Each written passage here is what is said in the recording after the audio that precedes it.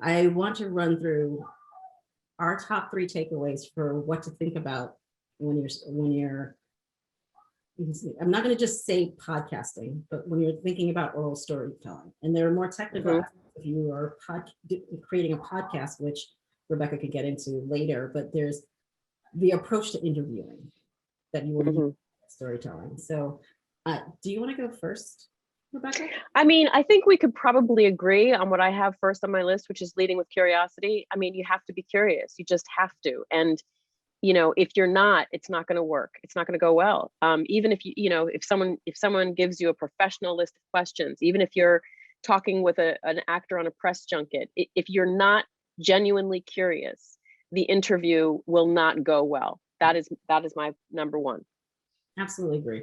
Absolutely agree.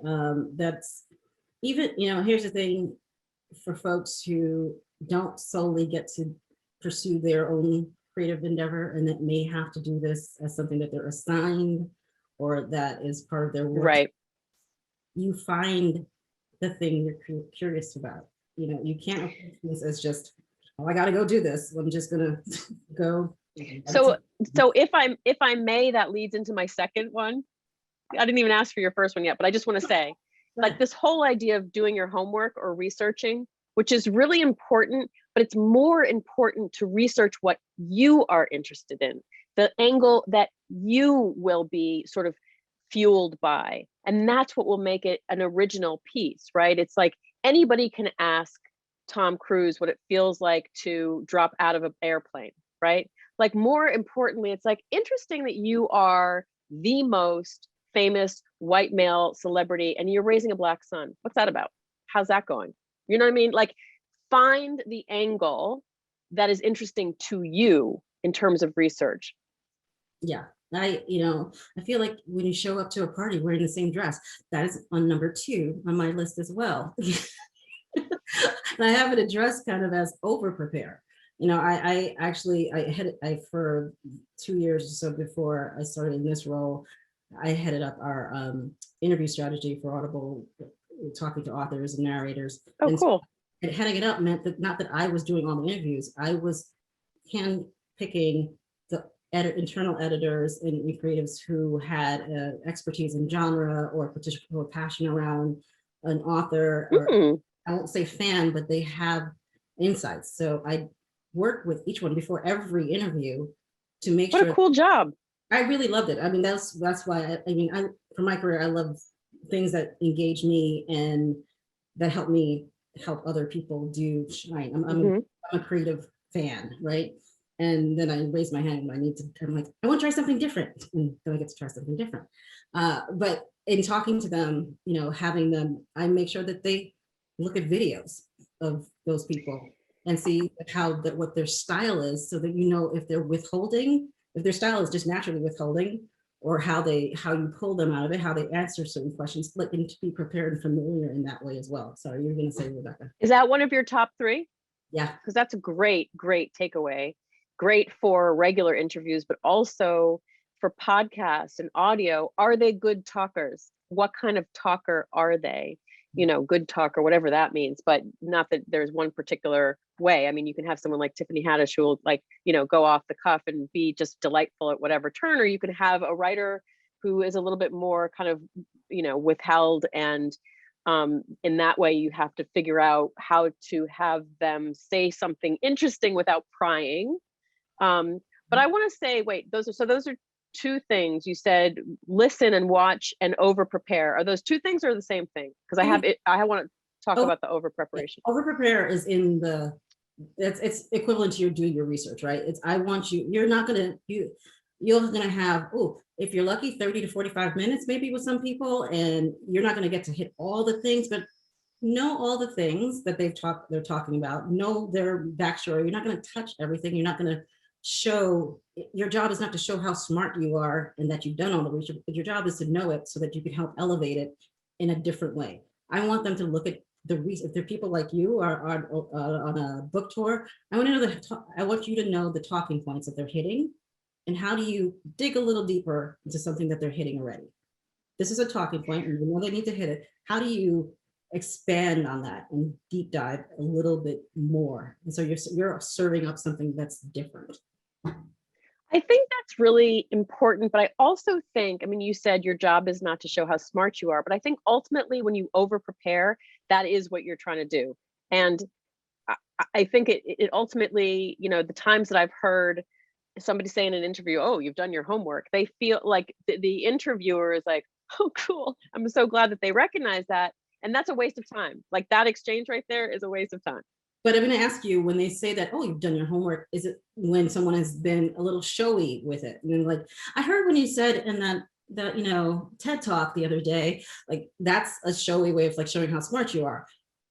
If they say something that you know they've said before, you don't have to, you know, flaunt that you've seen it or said it, you know, where and how, and look at me, I've done that work. You just know how to pull something next out of it. So it's, when I say it's not to show how smart you are, it is not literally not to go, I've done all this work, do all the work so that you know how you can pull things out differently. And that's really right. I think that makes sense. I mean, I think as an addendum there, I would say, you know, don't be obtuse, right. You know, like you can't talk to, you know, Reverend Barber and not ask him how he feels about Biden's plan for, you know, Black Americans. You know what I'm saying? Like, don't be obtuse, but also I think it's important to not get too caught up in making sure you know every single thing that this person has done or eaten or seen or viewed or thought about in the last year or 2 months or week. Mm-hmm. Yeah, the over prepare can be in just like a little beyond the specific scope of the interview. And this was going to lead into the one that I know you have contention with, is in knowing your audience. And this may be my holdover from mainstream traditional media and journalism, right? I worked for a magazine that was an entertainment magazine. I worked for a magazine that was, there was people that was a broad swath, but if I'm, you know, kind of know who the people audience is, right? I worked for Essence, talking to Black women. I know the audience for the work, for the lens that you want to put forth. I work for Audible, we're talking about, you know, talking about books, but also themes within it. So I know that I have to make sure that this is both going to appeal to people who are fans of this particular author or people who are covering them. And how do you make that balance between servicing who's already a fan and thinks they know enough about them, they know everything, they just want to consume more about them, and the folks who are just discovering them. How do you find that balance? So that's what I say, know your audience and how you want to serve them. Yeah, I'm kind of a jerk about that. Like, I don't care. I mean, I'm not trying to cater to anybody. I'm not trying to service anybody. I am speaking to people who are curious and interested and culturally conversant and wanting to be in conversation with the world around them. And so, I mean, I get it, obviously, and I would say quite specifically that the most recent podcast project that I worked on, Billie Was a Black Woman, is for Black women and people who are interested in knowing what we do and how we live and how we are present in this country. But for the most part, you know, like it was a real struggle when I was putting the proposal for the book together. Like, you know, that's the thing. It's marketing. Who's the audience? Who are you trying to speak to? I'm trying to speak to everybody who wants to hear an interesting story about a child who was adopted, a Black child who was adopted by white parents and raised in a white town and figured it out. So I think it's hard. I think, and especially I bristle even when you say mainstream. Like, what the hell is that? Aren't we shifting? Aren't we trying to shift what mainstream means? And how do we do that if we don't put what we're making out into the world, right?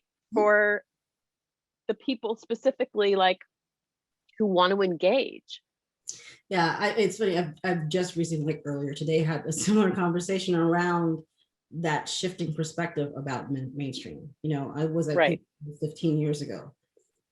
Mainstream does not mean what it means today. Today, we have a full acknowledgement, or even sometimes if it's implicit acknowledgement, that people of color, so-called minorities, underrepresented communities actually drive culture, right? We know this full throat. Which we have known forever.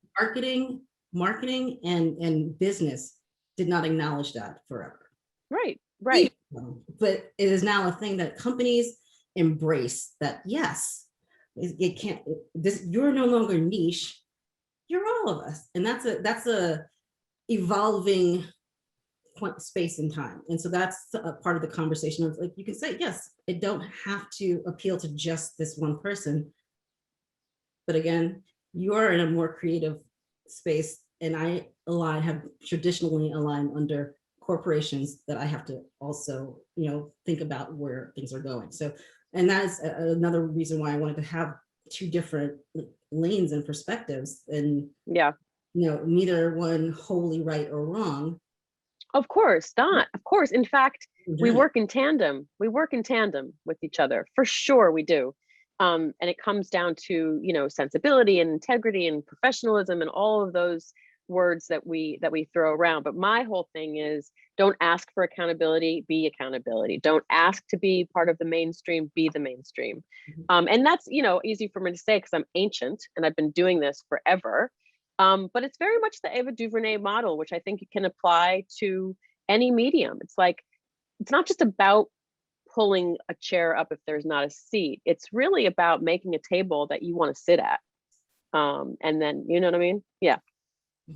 But okay, so my third one, right?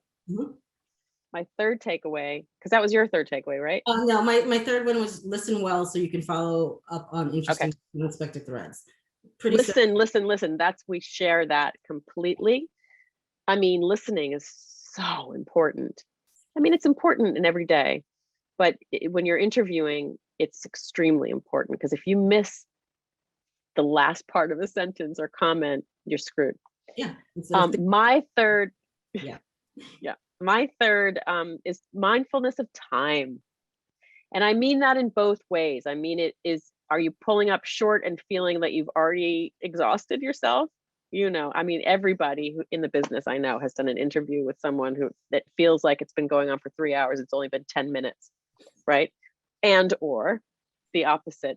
But I think it's really important for yourself to, and I don't generally set a lot of boundaries around conversations or things that I do in my creative work, but time I'm very, very mindful of, because someone who's taken time out in their day to talk to me and to be asked questions, and nobody has time to get asked the same questions that they get asked by everybody else.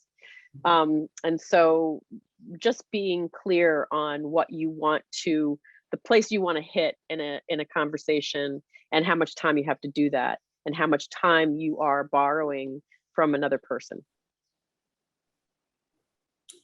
I can't disagree with that. So, I mean, and speaking of time, I think we're about to move and shift into the next section of our salon tonight.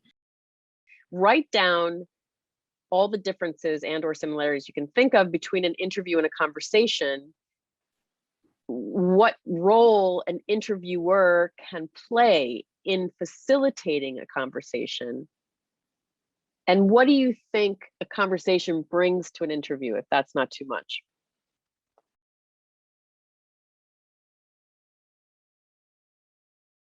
So my prompt and thing that I'd like to ask you to think about is, how would you go about helping someone you know well shape their narrative through questions that you ask, while still leaving room to elicit something new?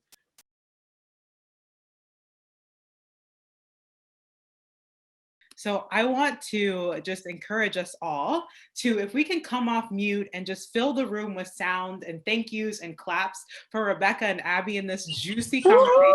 Yes. Yeah. Thank you, everyone. Yeah. That was so fun. That was nice.